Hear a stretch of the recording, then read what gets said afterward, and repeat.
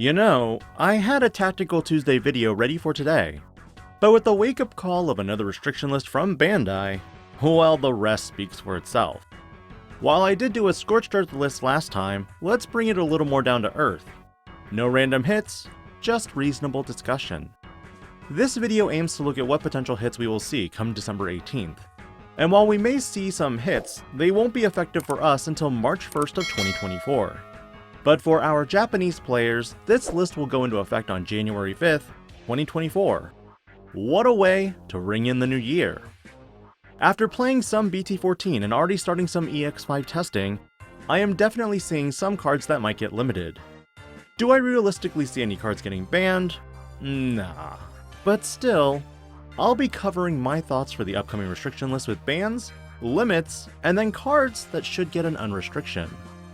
For banned cards, there's only one card that I would love to see on this list, and that is Hidden Potential Discovered.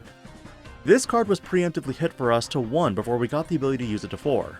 Well, that's kind of a lie, actually. We got 2 weeks of it like Shoutmon Cross 4, but that's besides the point. The main reason why I want to ban this card outright is because this card is something that Bandai has to constantly design around.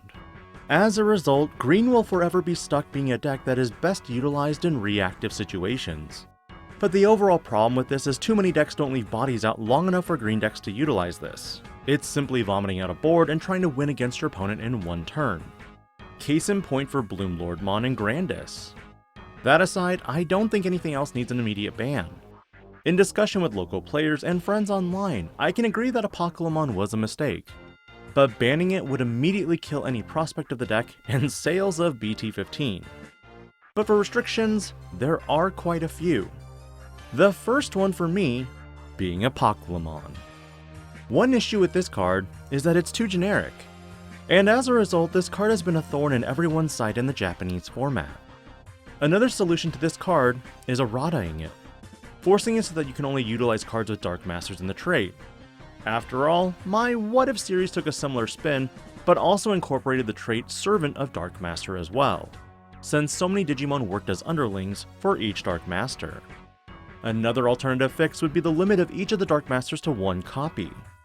As a result, you'll never be able to almost guarantee a play cost of 3 for this Digimon, as there are only 4 different named Dark Masters roaming around. On the bright side, you can still Digivolve into this Digimon, granted, it'll cost you 6 memory. The second card for my restriction is almost definitely going to be Garurumon X-Antibody from EX5. This card follows design elements of Greymon X from BT11 that inevitably both were going to be too powerful. But drawing 2 and trashing 2 is just stupidly good for an effect, especially with its inheritable. Like Nationals of last year, we will likely see this card go to 1 afterwards. But for Gabumon X, it's a little too early to tell. Now for the remainder of this video, these are all conjecture cards on what could be limited or unlimited as well. With Anubismon being another frontrunner for the deck to run in Nationals, 2 cards immediately come to mind. The first being Mervamon. Anubismon's effect allows you to, when Digivolving and main, trash 3 cards from your hand and then play 1 purple Digimon from trash for its cost. However, this cost is reduced by 3 and a further 1 for each card you trashed. Effectively speaking, this makes Mervamon in your trash a 5-cost Digimon to play. Not to mention, you can Digicross with an Ignitemon in order to further make the cost 2. And when you play a Digimon, Ignitemon's effect will gain you a memory for playing a Digimon. For 1 memory, you can revive up to 2 bodies, and if they have Retaliation or Crossheart in its traits, it's Wombo combo time. While this combo is insane, setting up for it is another question. Which means when you ask whether Gabumon or Eismon Scatter Mode should come off the restriction list, my answer is no. While some players argue that it's a super rare and shouldn't be touched, we're going for balancing the game, not breaking it. 2 more offenders for my restriction list are ones I honestly don't want happening. The first being Analog Youth. This tamer lets you reveal the top 3 cards and add 1 Digimon, and then trash the rest. Its secondary effect gains you a memory and hatches an egg when your level 5 or higher Digimon with Digivolution sources is deleted.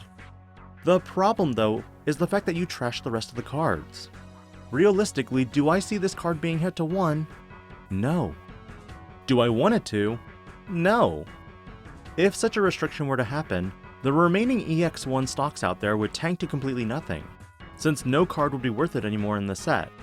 But if Analog Youth were to be hit to 1, personally, I think Cool Boy should also be hit to 1 in that exact scenario. With Metal Garurumon X being as powerful as it is, Cool Boy just makes it better. The last restriction that I have in mind goes to the training option cards. While newly released to Western audiences, these option cards are admittedly very powerful. In consistent decks, these cards overtune them to new levels, as exhibited by Mirage Galgamon, and more. Personally, I like to keep these option cards at 4 for the fact that it does breathe new life into janky decks that can be quite hilarious to play. But is the trade-off in Bandai's eyes ultimately worth it? And finally, for unrestrictions, I have 3 cards in mind. Number 1, going to Eismon. This Digimon is most effective when you have Eismon Scatter Mode in the trash. Now with only 1 copy available, what's wrong with giving some free bodies to purple players? While true many players would rather have 4 copies of Eismon Scatter Mode back, you have to admit, keeping this card to 1 seems pretty silly. Number 2, coming from the same set is Jet Sophimon. Yellow Hybrid was a very strong deck when it first came out, and when BT13 Geogreymon was released, I was very happy for the deck until Bandai decided to smack any fun I had for this deck out of my hand. With Geogreymon now at 1, I do feel that you can breathe some new life into older decks. While true, its effect is very powerful, the game has progressed to a point in which it may be too fast for hybrid decks to set up their tamers and utilize them for recovery. Though to be fair, stay tuned on the channel because I'm fixing Magna Garurumon tomorrow. The last card goes to Promo Grand Kuwagamon. While there are new Insectoid Digimon set to be released in the future, I honestly think it would be hilarious to see how this deck deals with Blast Digivolution. Considering your opponent could very well strip the remaining sources of Grandis and return your sourceless Digimon back to the hand before any extra checks, piercing, or end of attack unsuspends happen. With blue being played as often as it is today, this deck has to adapt a lot. But again, I do see the justification for leaving it at 1. That concludes my thoughts on the current restrictions and unrestrictions in my mind. Nothing too crazy like last time, but still, there were a lot of card interactions that I had to consider. Which cards do you agree with, and what other cards would you like to see get limited, banned, or unrestricted? Let me know in the comments below, and I'll catch you next time. This is DIGI-PANDA, logging out.